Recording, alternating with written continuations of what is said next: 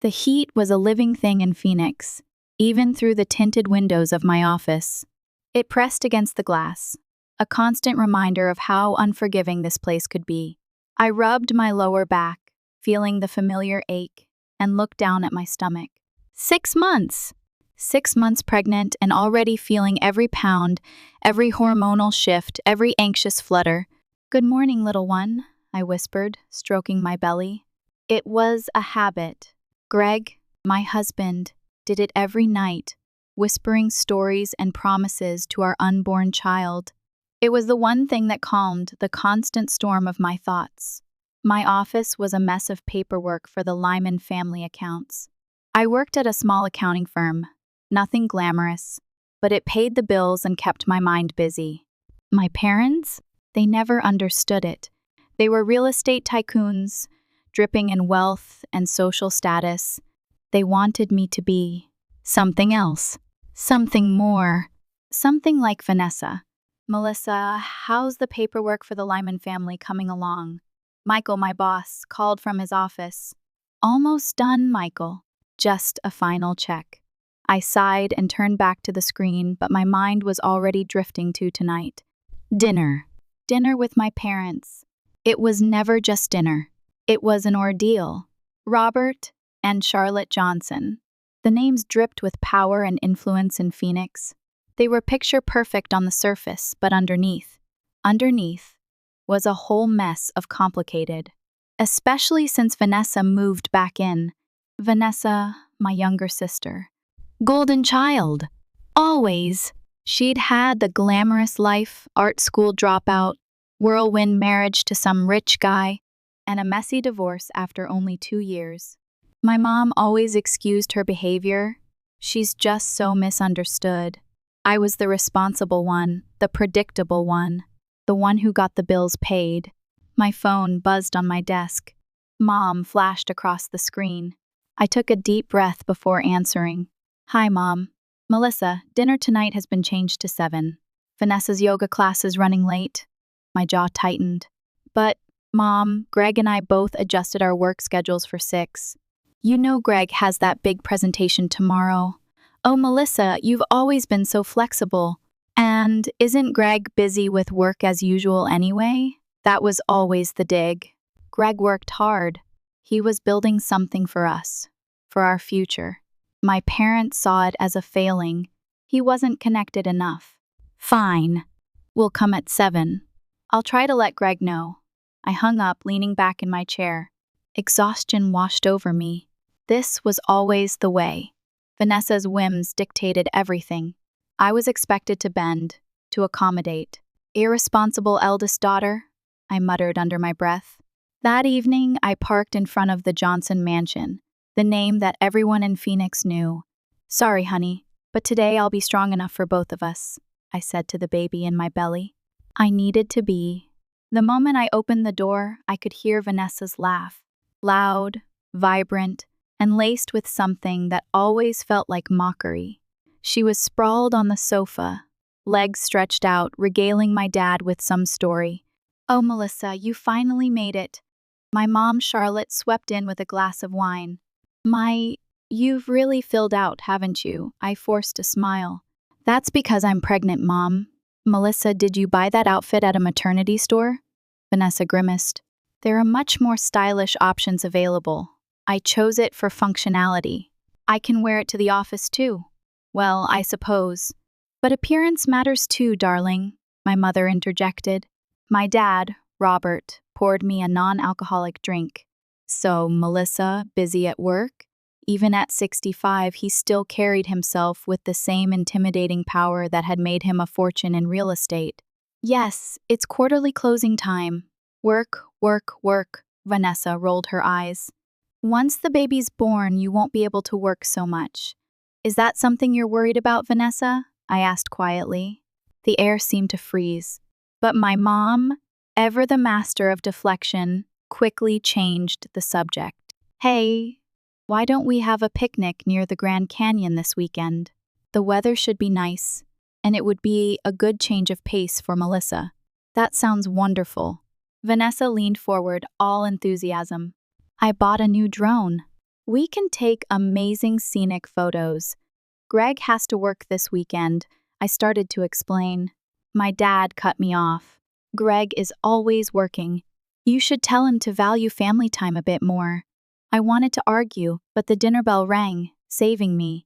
During the meal, the conversation revolved around baby names and nursery preparations.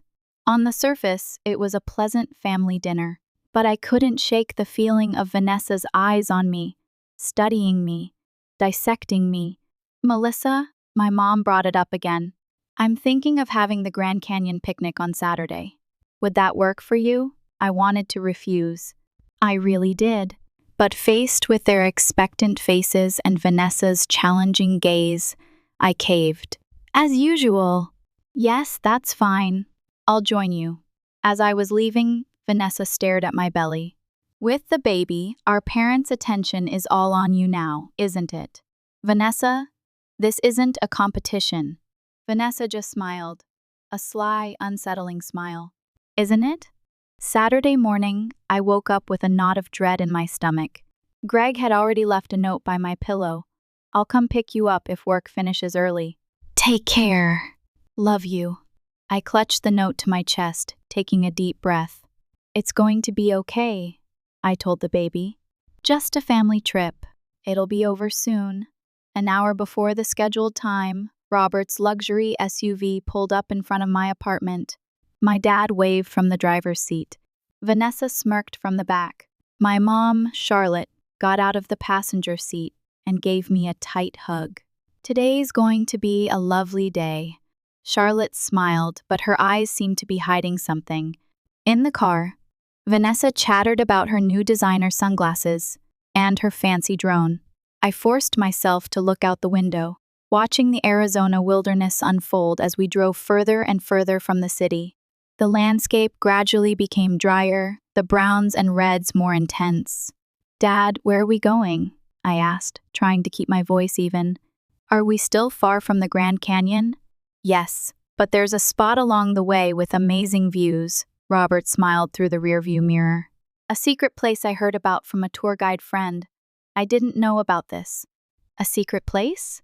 I couldn't help the rising tide of unease. Easy, big sister has no sense of adventure. Vanessa sneered from the back seat. Always needs everything according to plan. I'm pregnant, Vanessa, I retorted, my voice tight. Some concern is natural. The car left the paved road, turning onto a gravel path. Red rock mountains dotted the surroundings, with dry shrubs scattered about. It was deserted. No tourists in sight. Are you sure this is right? I couldn't hide my concern any longer.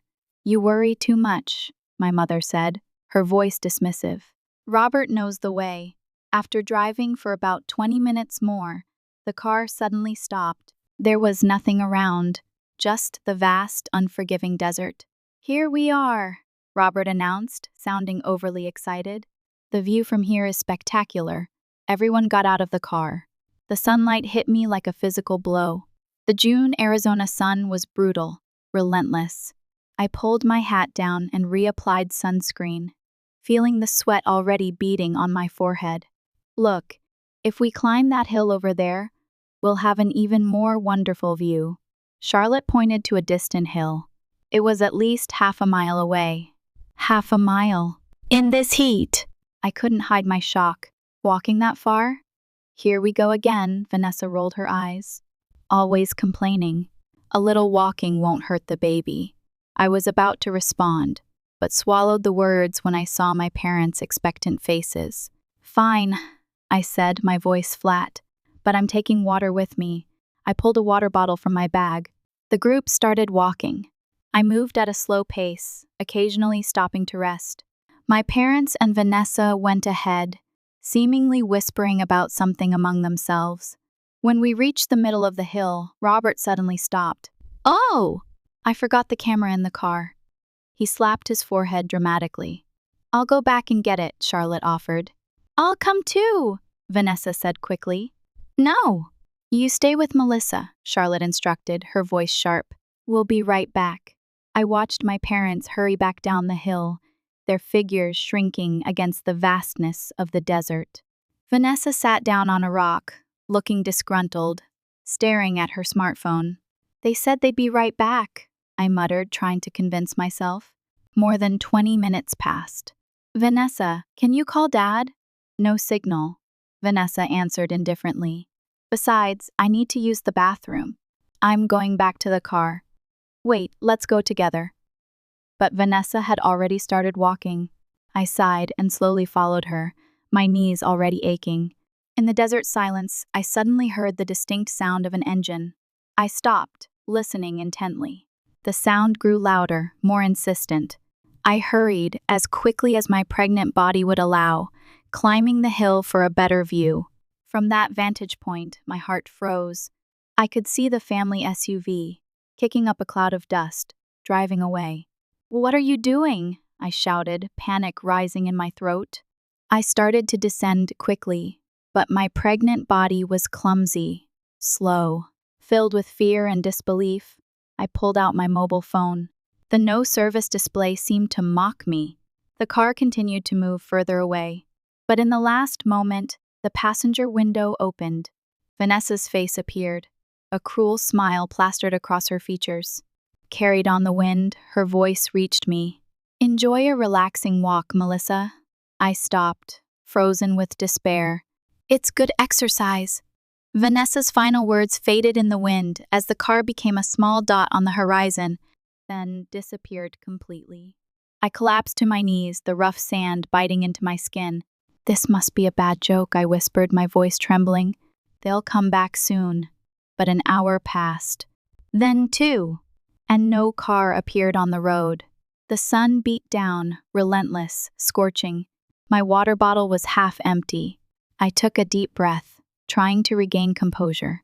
"Don't panic. Think." I looked around. Even the nearest road seemed miles away. Walking back to civilization was too dangerous, especially in my condition. "I'll have to wait for help," I decided. "Someone will come by."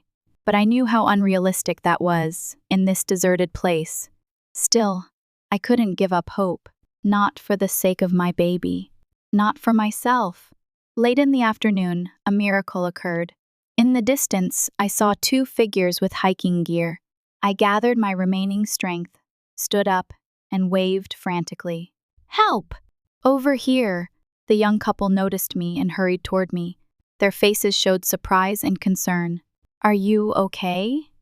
the woman asked, her voice filled with alarm. "A pregnant woman alone in a place like this?" I choked on the words, tears streaming down my face. I was left behind, my family. The man acted immediately, pulling a water bottle from his backpack and handing it to me. "Drink this first, then we'll call the police. We have a satellite phone." As I drank, I told them everything. Their faces grew darker with each word. People who committed such an unforgivable act must face legal consequences, the man said, his voice tight with anger. He pulled out his phone and began filming the area around me. Let's keep this as evidence. With their help, I managed to stand. Tears of gratitude streamed down my face as I waited for the rescue helicopter. In the rescue helicopter, an oxygen mask pressed against my face. My lips were cracked and dry from the arid air. My skin burned. Through the vibrations of the helicopter, I turned grateful eyes to the couple who had saved me, Adam and Jessica. "Are you all right?" Jessica asked worriedly. "The baby?" I nodded weakly. The paramedic smiled reassuringly. "The fetal heartbeat is stable. Dehydration hasn't progressed too far, but we'll get you to the hospital for examination right away." My husband. I strained to speak. "We've already contacted him," Adam said. "The police informed him as soon as we called." The helicopter landed on the rooftop of a hospital in the Phoenix suburbs. A medical team was waiting. As I was being carried inside on a stretcher, I saw a familiar figure rushing toward me from the end of the corridor. "Melissa!" Greg's voice echoed. His face was contorted with fear, relief, and raw anger. "Greg," I reached for his hand. "Are you okay?" "The baby?" he asked, fighting back tears. "We're examining her now," the doctor said. Your wife has considerable heat exhaustion and dehydration, but her life is not in danger. We'll run tests immediately.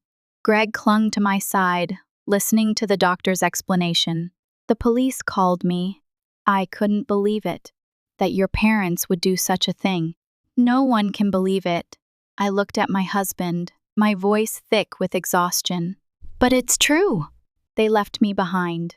Vanessa was laughing. As I was wheeled into the examination room, 2 police officers approached the bed.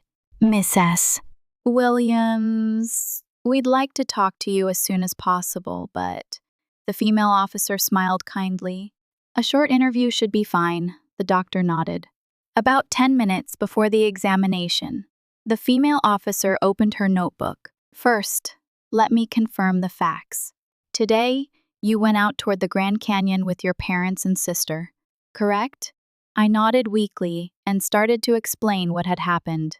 As I spoke, Greg's face twisted with fury. The other officer showed me the video that Adam and Jessica had provided. It showed me standing alone in the desert, watching the car leave. It even captured Vanessa's voice, carried on the wind. Enjoy a relaxing walk. It's good exercise. Even more damning was the clear shot of the car's license plate. We've already issued an APB. Officers have been dispatched to your parents' home as well, the female officer added. Just then, the hospital room door opened and a well-dressed woman entered, holding a small microphone. Carol Simons, from Channel 12 News. Melissa, regarding this tragic incident. Get out, Greg yelled, jumping to his feet. This is a hospital room! As the police officers escorted the reporter out, the doctor sighed. I'm sorry! It seems news of this incident has leaked. What do you mean? I asked, confused. They probably intercepted the emergency radio, the officer explained. News of a pregnant woman abandoned in the desert by family is a big scoop for them. During the examination, Greg waited in the hallway. He took out his phone and dialed a number. Jason, it's Greg. I need your legal advice right away. Yes, it's an emergency. Melissa's parents and sister. He lowered his voice to explain the situation. Meanwhile, the media had already begun gathering outside the hospital. The pregnant woman desert abandonment case had instantly become top local news. Back at the Johnson mansion, Robert, Charlotte, and Vanessa were gathered in the living room. They had returned home late in the afternoon, showered, and tried to resume their normal lives. Any word from Melissa? Robert asked, looking anxiously around. Not yet, Charlotte answered, flipping through a magazine, trying to act normal. I'm sure Greg went to pick her up. How could she contact anyone from that place? Vanessa laughed nervously. There's no cell service. Maybe the joke went a bit too far, Robert said, looking out the window. Dad, you're worrying too much, Vanessa said, her voice rising. Melissa always finds a way, doesn't she? Besides, there are tourists nearby. Someone will find her soon. You're right, Charlotte agreed, but she didn't sound sure, and she's always trying to get our attention. We just taught her a little reality check this time. That's true. Robert finally seemed to relax. Sometimes tough love is necessary.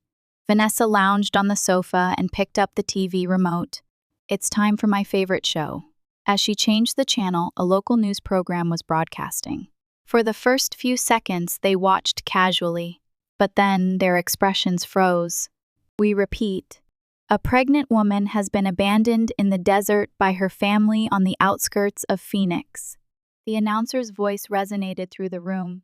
The screen displayed the headline, Breaking News, Pregnant Woman Desert Abandonment Case. Then it showed footage of me being carried on a stretcher from the rescue helicopter.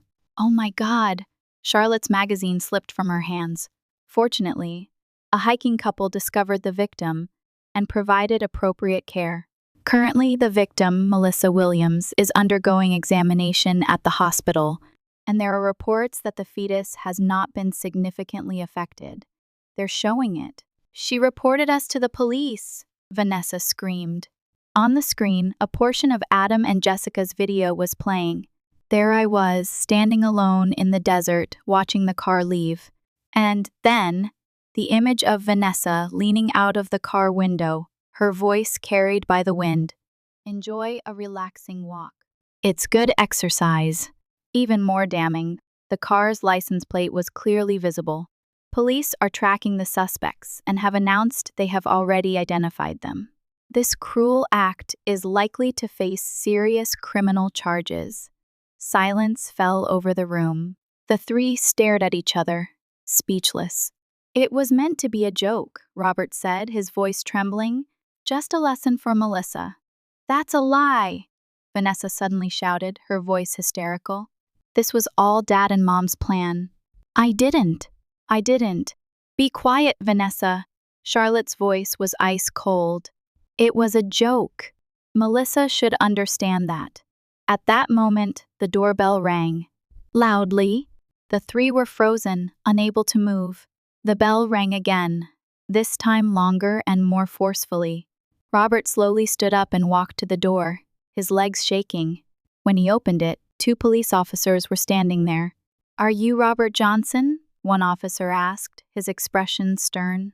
Are Charlotte Johnson and Vanessa Johnson also here? Why, yes, but what is this about? We'd like all 3 of you to come to the station on suspicion of assault and abandonment of Melissa Williams. As Robert was about to say something, Vanessa's voice came from behind him. It's all Dad and Mom's fault. They planned it. I didn't know anything. The officers looked at Vanessa with cold eyes. We'll discuss that at the station. Outside the house, red and blue police lights flashed. Neighbors began gathering, drawn by the commotion. TV station vans had also arrived. Cameras pointed at the house. As the 3 were put into the police car, Charlotte covered her face in shame. Vanessa's eyes, however, still showed a lack of genuine remorse, as if this wasn't quite real to her.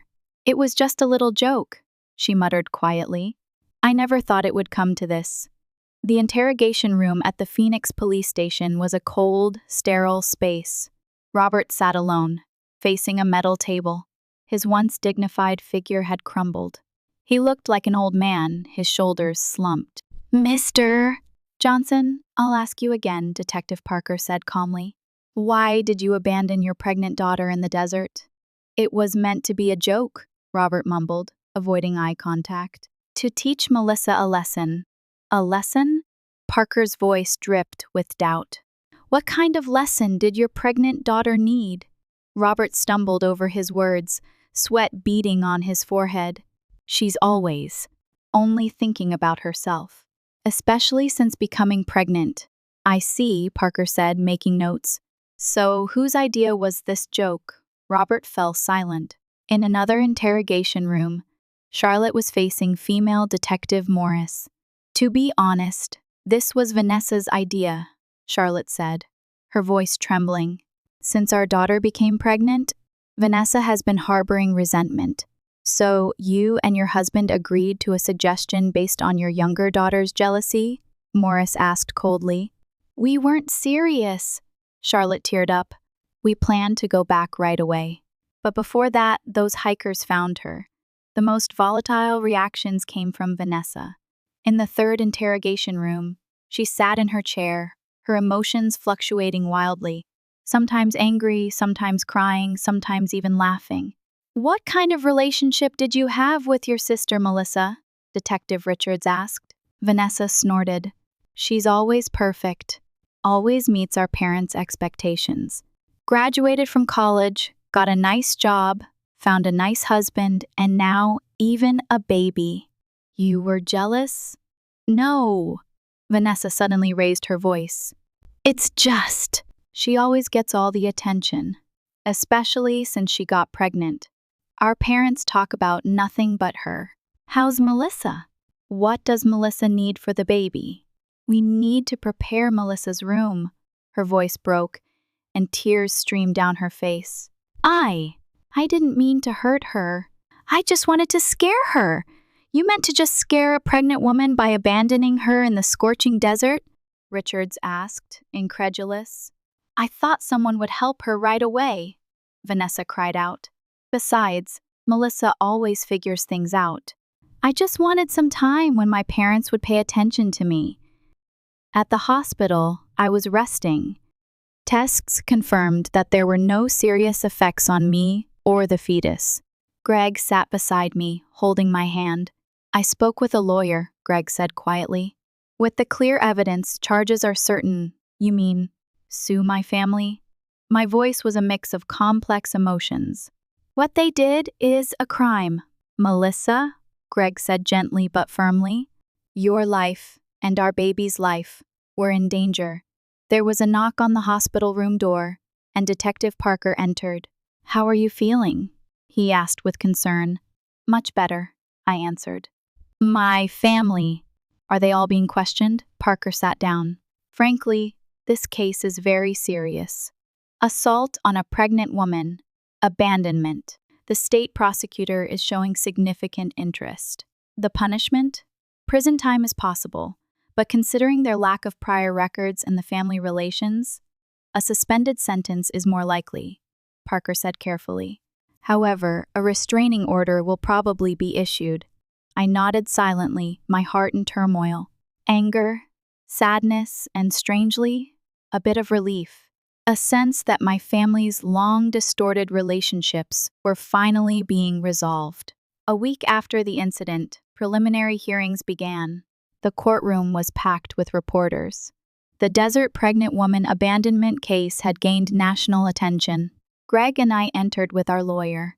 On the opposite side were my parents and Vanessa. Gone was their dignified appearance. All three looked exhausted and frightened. Vanessa, in particular, had become the target of intense social media backlash. Her hair was disheveled, dark circles under her eyes. As evidence, the rescuing couple's testimony and video were presented. Vanessa's voice, saying enjoy a relaxing walk, echoed in the courtroom, drawing gasps from the gallery. Particularly shocking were messages found on Vanessa's smartphone during the investigation. 2 weeks before the incident, she had been searching online for phrases like how to cause heat stroke and desert survival tips. Looking at these messages, the premeditation is clear, Prosecutor Anderson said. This wasn't just a joke, but a deliberate act based on jealousy and resentment. My lawyer, Jason, stood up. My client was betrayed by her family and put in mortal danger. The psychological trauma she has suffered is immeasurable. However, she is still on the path to recovery. Through this trial, we ask that her safety and that of her child be the highest priority. The judge, considering the seriousness of the case, set bail for the 3 defendants and determined the trial schedule. Robert's real estate company received a flood of cancellation calls. We don't want to do business with your company. We can't do business with someone who doesn't value family, many clients said. Charlotte's social club suspended her membership for violation of moral standards. Former friends avoided her, and all invitations were canceled. The reaction to Vanessa was the most severe. Her social media accounts were flooded with thousands of condemning comments.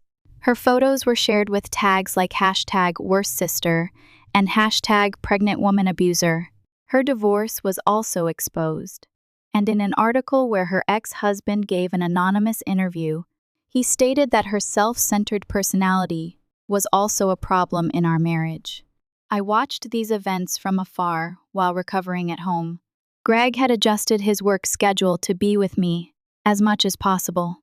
What do you think about what's happening to them? Greg asked honestly one evening. I have mixed feelings, I answered, looking out the window. What they did is unforgivable. But they're still my family, especially my parents. But they put you and our baby in danger. I know. I placed my hand on my belly. That's why, for this child, I need to be strong. Not bound by past family relationships, but to protect our new family. That night, I told Greg of another decision. I'll continue with the legal charges, I said resolutely, but not for revenge. It's to protect this child and to prevent someone else from going through the same thing, especially since the social punishment Vanessa is receiving is more than enough. Greg hugged me tightly. You really are strong. I have to be. I smiled softly. For this child, a year and a half passed. Emma, come to Mama. The first opened my arms on the lawn in the garden. The toddler girl toddled toward me with a smile. Greg sat on a garden chair, watching his wife and daughter. She's strong like you, he smiled. Yes, but her gentle heart comes from you, I said. I lifted Emma and kissed her soft cheek. Life in our new home was peaceful. After the incident, we had left Phoenix and moved to another town in Arizona for a new beginning. I worked at an accounting firm just 3 days a week, spending the rest of my time with Emma. It was a balanced life. You're meeting Kate today, right? Greg said. Kate was my therapist. Since the incident, I had been seeing her regularly to heal my emotional wounds. Yes, she's been very helpful, I smiled, especially lately. When I think of them, I don't feel as much pain as before. It had taken a long time to overcome the trauma. Robert, the contract is ready. Charlotte entered a small office. Her husband sat at an old desk, looking at documents with a tired expression. Their once vast real estate company had shrunk to this. Most of their high-end clients had left. Those who remained were either unaware of the rumors or simply didn't care. Thank you, Robert nodded slightly. His hair had turned completely white, and his back was hunched. Charlotte had changed too. The former queen of social circles now wore plain clothes, with minimal makeup. Her friends had abandoned her, and making new friends was difficult. Their names were infamous locally, and Googling them still brought up articles about the desert pregnant woman abandonment case at the top of the results. Any word from Vanessa? Robert asked. Just the weekly phone call, Charlotte sighed. She says she still can't leave her apartment. Vanessa's situation was the most miserable. Unable to recover from the trauma of social backlash, she had fallen into depression. Finding employment was difficult, and she lived solely on financial support from her parents. She feared going outside and relied on delivery services for daily living. She had received several interview requests from the media, but declined them all. The trial results were as many had expected. Vanessa received a suspended sentence, and her parents were ordered to pay substantial damages. A restraining order against all three was issued, preventing them from approaching Melissa and her family. Melissa's daughter is almost 10 now, isn't she? Charlotte asked quietly. Have you ever seen a picture? No. Robert shook his head sadly. We don't have the right to see our granddaughter's face.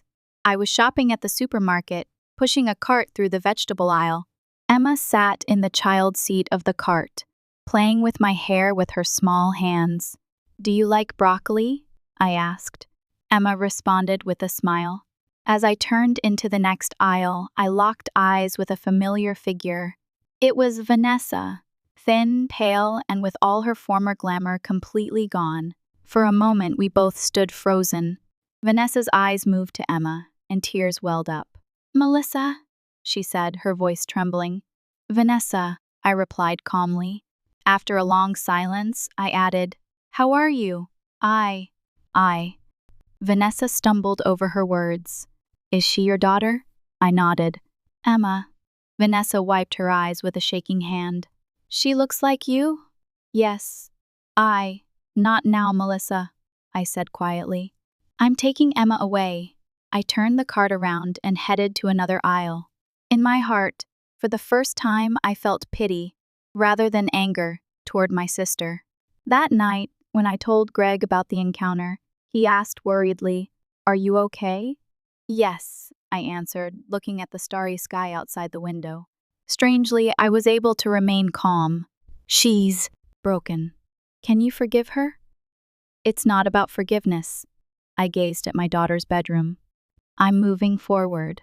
They remain prisoners of the past. That might be their greatest punishment. I took a deep breath. I have a loving husband and daughter. I found a real family. Something they couldn't take away from me. Outside the window, stars shone in the moonlit sky. A new cycle in my life has started. I have grown stronger from past pain, learned to love my new family,